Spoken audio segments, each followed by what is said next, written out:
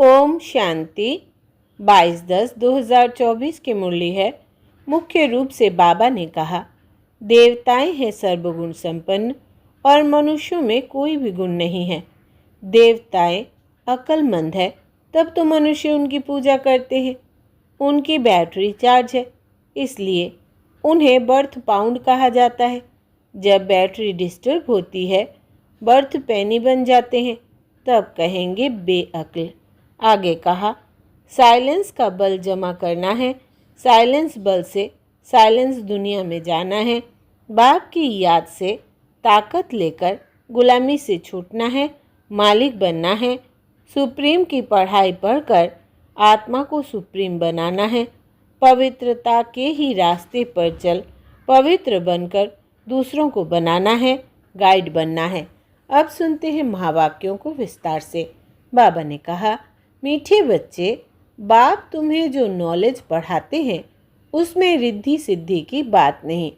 पढ़ाई में कोई छू मंत्र से काम नहीं चलाना है। प्रश्न है, देवताओं को अक्लमंद कहेंगे, मनुष्यों को नहीं, क्यों?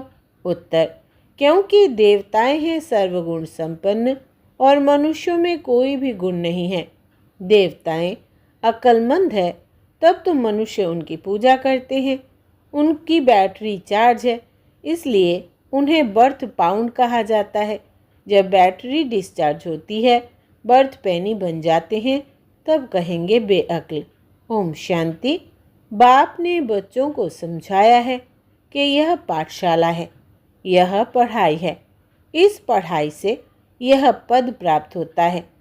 इनको स्कूल व यूनिवर्सिटी समझना चाहिए।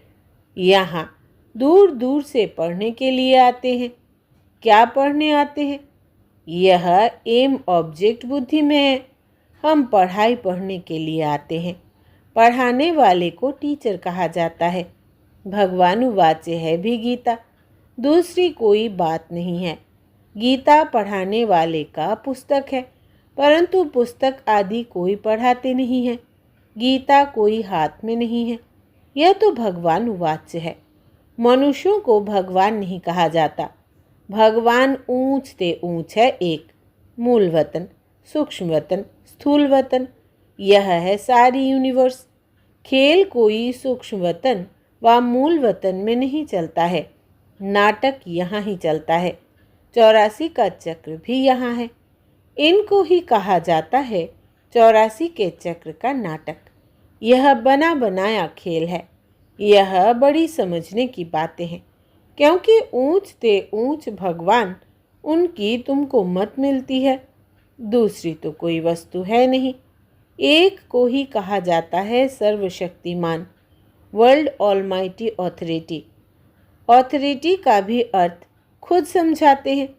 यह मनुष्य नहीं समझते, क्योंकि वो सब है तमो प्रधान। इसको कहा ही जाता है कलयुग। ऐसे नहीं कि कोई के लिए कलयुग है, कोई के लिए सतयुग है, कोई के लिए त्रेता है। नहीं, जबकि अभी है ही नर्क, तो कोई भी मनुष्य ऐसे नहीं कह सकता कि हमारे लिए स्वर्ग है, क्योंकि हमारे पास धन दौलत बहुत है। यह हो नहीं सकता। यह तो बना बनाया खेल है। सतयुग पास्ट हो गया, इस समय तो हो भी नहीं सकता। यह सब समझने की बातें हैं। बाप बैठ सब बातें समझाते हैं। सतयुग में इनका राज्य था। भारतवासी उस समय सतयुगी कहलाते थे। अभी ज़रूर कलयुगी कहलाएंगे। सतयुगी थे तो उसको स्वर्ग कहा जाता था। ऐसे नहीं कि नर्क को भी स्वर्ग कहेंगे। मनुष्यों की तो अपनी अपनी मत है। धन का सुख है तो अपने को स्वर्ग में समझते हैं। मेरे पास तो बहुत संपत्ति है, इसलिए मैं स्वर्ग में हूँ। परंतु विवेक कहता है कि नहीं, यह तो है ही नर्क। भल किसके पास 10-20 लाख हो, परंतु यह है ही रोगी दुनिया। सतयुग को कहेंगे निरोगी दुनिया। दुनिया यही है। सतयुग में इनको योगी दुनिया कहेंगे। कलयुग में भोगी दुनिया कहा जाता है। वहाँ है योगी, क्योंकि विकार का भोग विलास नहीं होता है। तो यह स्कूल है, इसमें शक्ति की बात नहीं। टीचर शक्ति दिलाते हैं क्या? एम ऑब्जेक्ट रहता है, हम फलाना बनेंगे। तुम इस पढ़ाई से मनुष्य से देवता बनते हो। ऐसे नहीं कि कोई जादू छू मंत्र व रिद्धि सिद्धि की बात है। यह तो स्कूल है। स्कूल में रिद्धि सिद्धि की बात होती है क्या? पढ़कर कोई डॉक्टर कोई बैरिस्टर बनता है। यह लक्ष्मी नारायण भी मनुष्य थे, परंतु पवित्र थे, इसलिए उन्हों को देवी देवता कहा जाता है। पवित्र जरूर बनना है। यह है ही पतित पुरानी दुनिया। मनुष्य तो समझते हैं पुरानी दुनिया होने में लाखों वर्ष पड़े हैं। कलयुग के बाद ही सतयुग आएगा। अभी तुम हो संगम पर। इस संगम का किसको भी पता नहीं है। सतयुग को लाखों वर्ष दे देते हैं। यह बातें बाप आकर समझाते हैं। उनको कहा जाता है सुप्रीम सोल। आत्माओं के बाप को बाबा कहेंगे। दूसरा कोई नाम होता नहीं। बाबा का नाम है शिव। शिव के मंदिर में भी जाते हैं। परमात्मा शिव को निराकार ही कहा जाता है। उनका मनुष्य शरीर नहीं है। तुम आत्माएं यहाँ पाठ बजाने आती हो तब तुमको मनुष्य शरीर मिलता है। वो है शिव। तुम हो शालिग्राम। शिव और शालिग्रामों की पूजा भी होती है, क्योंकि चैतन्य में होकर गए हैं। कुछ करके गए हैं तब उनका नामाचार गाया जाता है अथवा पूजे जाते हैं। आगे जन्म का तो किसको पता नहीं है। इस जन्म में तो गायन करते हैं, देवी देवताओं को पूजते हैं। इस जन्म में तो बहुत लीडर्स भी बन गए हैं। जो अच्छे अच्छे साधु संत आदि होकर गए हैं, उनकी स्टैंप भी बनाते हैं नामाचार के लिए। यहाँ फिर सबसे बड़ा नाम किसका गाया जाए? सबसे बड़े ते बड़ा कौन है? ऊंचते ऊंच तो एक भगवान ही है। वो है निराकार, और उनकी महिमा बिल्कुल अलग है। देवताओं की महिमा अलग है, मनुष्यों की अलग है। मनुष्यों को देवता नहीं कह सकते। देवताओं में सर्वगुण थे। लक्ष्मी नारायण होकर गए हैं। वे पवित्र थे, विश्व के मालिक थे। उनकी पूजा भी करते हैं क्योंकि पवित्र पूज्य हैं। अपवित्र को पूज्य नहीं कहेंगे। अपवित्र सदैव पवित्र को पूजते हैं। कन्या पवित्र है तो पूजी जाती है। पतित बनती है तो सबको पाँव पड़ना पड़ता है। इस समय सब है पतित। सतयुग में सब पावन थे। वो है ही पवित्र दुनिया। कलयुग है पतित दुनिया। तभी पतित पावन बाप को बुलाते हैं। जब पवित्र है तब नहीं बुलाते हैं। बाप खुद कहते हैं, मुझे सुख में कोई भी याद नहीं करते हैं। भारत की ही बात है। बाप आते ही भारत में है। भारत ही इस समय पतित बना है। भारत ही पावन था। पावन देवताओं को देखना हो तो जाकर मंदिर में देखो। देवताएं सब है पावन। उनमें जो मुख्य मुख्य हेड है, उन्हों को मंदिरों में दिखाते हैं। इन लक्ष्मी नारायण के राज्य में सब पावन थे। यथा राजा रानी तथा प्रजा।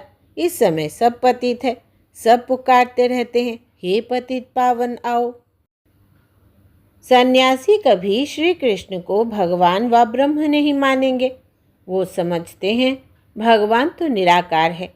उनका चित्र भी निराकार तरीके से पूजा जाता है। उनका एक्यूरेट नाम शिव है। तुम आत्मा जब यहाँ आकर शरीर धारण करती हो तो तुम्हारा नाम रखा जाता है। आत्मा विनाशी है, शरीर विनाशी है। आत्मा एक शरीर छोड़ दूसरा जाकर लेती है। 84 जन्म तो चाहिए ना। 84 लाख नहीं होते। तो बाप समझाते हैं, यही दुनिया सतयुग में नई थी, राइटियस थी। यही दुनिया फिर अनराइटियस बन जाती है। वो है सचखंड। सब सच बोलने वाले होते हैं। भारत को सचखंड कहा जाता है। झूठ खंड ही फिर सचखंड बनता है। सच्चा बाप ही आकर सचखंड बनाते हैं। उनको सच्चा पातशाह ट्रूथ कहा जाता है। यह है ही झूठ खंड। मनुष्य जो कहते हैं वो है झूठ। सेंसिबल बुद्धि है देवताएं। उन्हों को मनुष्य पूजते हैं। अक्लमंद और बेअकल कहा जाता है। अक्लमंद कौन बनाते हैं, फिर बेअकल कौन बनाते हैं, यह भी बाप बताते हैं। अक्लमंद सर्वगुण संपन्न बनाने वाला है बाप। वो खुद आकर अपना परिचय देते हैं। जैसे तुम आत्मा हो, फिर यहाँ शरीर में प्रवेश कर पाठ बजाते हो। मैं भी एक ही बार इनमें प्रवेश करता हूँ। तुम जानते हो, वो है ही एक, उनको ही सर्वशक्तिमान कहा जाता है। दूसरा कोई मनुष्य नहीं जिसको हम सर्वशक्तिमान कहें। लक्ष्मी नारायण को भी नहीं कह सकते, क्योंकि उन्हों को भी शक्ति देने वाला कोई है। पतित मनुष्य में शक्ति हो न सके। आत्मा में जो शक्ति रहती है वो फिर आहिस्ते आहिस्ते डिग्रेड होती जाती है, अर्थात आत्मा में जो सतो प्रधान शक्ति थी वो तमो प्रधान शक्ति हो जाती है। जैसे मोटर का तेल खलास होने से मोटर खड़ी हो जाती है। यह बैटरी घड़ी घड़ी डिस्चार्ज नहीं होती है, इनको पूरा टाइम मिला हुआ है। कलयुग अंत में बैटरी ठंडी हो जाती है। पहले जो सतो प्रधान विश्व के मालिक थे, अभी तमो प्रधान है, तो ताकत कम हो गई है, शक्ति नहीं रही है। बर्थ नॉट पेनी बन जाते हैं। भारत में देवी देवता धर्म था तो बर्थ पाउंड थे। रिलीजन इज माइट कहा जाता है। देवता धर्म में ताकत है, विश्व के मालिक है। क्या ताकत थी? कोई लड़ने आदि की ताकत नहीं थी। ताकत मिलती है सर्वशक्तिमान बाप से। ताकत क्या चीज़ है? बाप समझाते हैं, मीठे मीठे बच्चों, तुम्हारी आत्मा सतो प्रधान थी, अब तमो प्रधान है। विश्व के मालिक बदले विश्व के गुलाम बन गए हो। बाप समझाते हैं, यह 5 विकार रूपी रावण तुम्हारी सारी ताकत छीन लेते हैं, इसलिए भारतवासी कंगाल बन पड़े हैं। ऐसे मत समझो, साइंस वालों में बहुत ताकत है। वो ताकत नहीं है, यह रूहानी ताकत है जो सर्वशक्तिमान बाप से योग लगाने से मिलती है। साइंस और साइलेंस की इस समय जैसे लड़ाई है। तुम साइलेंस में जाते हो, उसका तुमको बल मिल रहा है। साइलेंस का बल लेकर तुम साइलेंस दुनिया में चले जाएंगे। बाप को याद कर अपने को शरीर से डिटैच कर देते हो। भक्ति मार्ग में भगवान के पास जाने के लिए तुमने बहुत माथा मारा है, परंतु सर्वव्यापी कहने के कारण रास्ता मिलता ही नहीं। तमो प्रधान बन गए हैं। तो यह पढ़ाई है। पढ़ाई को शक्ति नहीं कहेंगे। बाप कहते हैं, पहले तो पवित्र बनो और फिर सृष्टि का चक्र कैसे फिरता है उनकी नॉलेज समझो। नॉलेजफुल तो बाप ही है, इसमें शक्ति की बात नहीं। बच्चों को यह पता नहीं है कि सृष्टि चक्र कैसे फिरता है। तुम एक्टर्स पार्टधारी हो ना, यह बेहद का ड्रामा है। आगे मनुष्यों का नाटक चलता था, उसमें अदली बदली हो सकती है। अभी तो फिर बाइस्कोप बने हैं। बाप को भी बाइस्कोप का मिसाल दे समझाना सहज होता है। वो छोटा बाइस्कोप, यह है बड़ा। नाटक में एक्टर्स आदि को चेंज कर सकते हैं, यह तो अनादि ड्रामा है। एक बार जो शूट हुआ है वो फिर बदल नहीं सकता। यह सारी दुनिया बेहद का बाइस्कोप है। शक्ति की कोई बात ही नहीं। अम्बा को शक्ति कहते हैं, परंतु फिर भी नाम तो है। उनको अम्बा क्यों कहते हैं? क्या करके गई है? अभी तुम समझते हो कि ऊंच से ऊंच है अम्बा और लक्ष्मी। अम्बा ही फिर लक्ष्मी बनती है। यह भी तुम बच्चे ही समझते हो। तुम नॉलेजफुल भी बनते हो और तुमको पवित्रता भी सिखलाते हैं। वो पवित्रता आधा कल्प चलती है, फिर बाप ही आकर पवित्रता का रास्ता बताते हैं। उनको बुलाते ही इस समय के लिए है कि आकर रास्ता बताओ और फिर गाइड भी बनो। वो है परम आत्मा। सुप्रीम की पढ़ाई से आत्मा सुप्रीम बनती है। सुप्रीम पवित्र को कहा जाता है। अभी तो पतित हो। बाप तो एवर पावन है। फर्क है ना? वो एवर पावन ही जब आकर सबको बरसा दे और सिखलाए। इसमें खुद आकर बतलाते हैं कि मैं तुम्हारा बाप हूँ। मुझे रथ तो ज़रूर चाहिए, नहीं तो आत्मा बोले कैसे। रथ भी मशहूर है। गाते हैं भाग्यशाली रथ। तो भाग्यशाली रथ है मनुष्यों का। घोड़ा गाड़ी की बात नहीं है। मनुष्यों का ही रथ चाहिए जो मनुष्यों को बैठ समझाए। उन्होंने फिर घोड़े गाड़ी बैठ दिखा दी है। भाग्यशाली रथ मनुष्यों को कहा जाता है। यहाँ तो कोई कोई जानवर की भी बहुत अच्छी सेवा होती है, जो मनुष्यों की भी नहीं होती। कुत्ते को कितना प्यार करते हैं, घोड़े को, गाय को भी प्यार करते हैं। कुत्तों की एग्जीबिशन लगती है। यह सब वहाँ होते नहीं। लक्ष्मी नारायण कुत्ते पालते होंगे क्या? अभी तुम बच्चे जानते हो कि इस समय के मनुष्य सब तमो प्रधान बुद्धि है, उन्हें सतो प्रधान बनाना है। वहाँ तो घोड़े आदि ऐसे नहीं होते जो मनुष्य कोई उनकी सेवा करे। तो बाप समझाते हैं, तुम्हारी हालत देखो क्या हो गई है। रावण ने यह हालत कर दी है। यह तुम्हारा दुश्मन है, परंतु तुमको पता नहीं है कि इस दुश्मन का जन्म कब होता है। शिव के जन्म का भी पता नहीं है तो रावण के जन्म का भी पता नहीं है। बाप बतलाते हैं, त्रेता के अंत और द्वापर के आदि में रावण आते हैं। उनको 10 शीश क्यों दिए हैं, हर वर्ष क्यों जलाते हैं, यह भी कोई जानते नहीं। अभी तुम मनुष्य से देवता बनने के लिए पढ़ते हो। जो पढ़ते नहीं वो देवता बन ना सके। वो फिर आएंगे तब जब रावण राज्य शुरू होगा। अभी तुम जानते हो हम देवता धर्म के थे, अब फिर सैंपलिंग लग रहा है। बाप कहते हैं, मैं हर 5000 वर्ष बाद तुमको आकर ऐसा पढ़ाता हूँ। इस समय सारे सृष्टि का झाड़ पुराना है। नया जब था तो एक ही देवता धर्म था, फिर धीरे धीरे नीचे उतरते हैं। बाप तुम्हें 84 जन्मों का हिसाब बताते हैं, क्योंकि बाप नॉलेजफुल है ना। अच्छा, मीठे मीठे सिकिलधे बच्चों प्रति माता पिता बाप दादा का याद प्यार और गुड मॉर्निंग। रूहानी बाप की रूहानी बच्चों को नमस्ते और हम रूहानी बच्चों की रूहानी बाप दादा को याद प्यार, गुड मॉर्निंग और नमस्ते बाबा नमस्ते। धारणा के लिए मुख्य सार। पहला, साइलेंस का बल जमा करना है।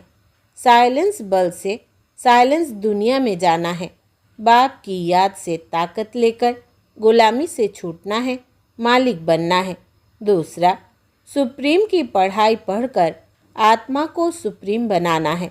पवित्रता के ही रास्ते पर चल पवित्र बनकर दूसरों को बनाना है, गाइड बनना है। वरदान है, अल्फ को जानने और पवित्रता के स्वधर्म को अपनाने वाले विशेष आत्मा भव।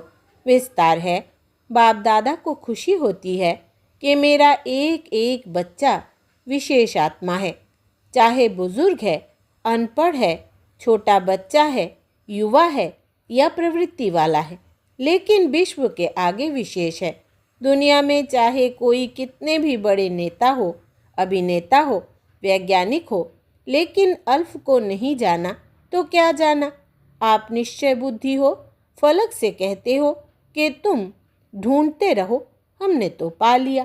प्रवृत्ति में रहते पवित्रता के स्वधर्म को अपना लिया तो पवित्र आत्मा विशेष आत्मा बन गए। स्लोगन है, जो सदा खुशहाल रहते हैं वही स्वयं को और सर्व को प्रिय लगते हैं। जो सदा खुशहाल रहते हैं वही स्वयं को और सर्व को प्रिय लगते हैं। अच्छा, ओम शांति।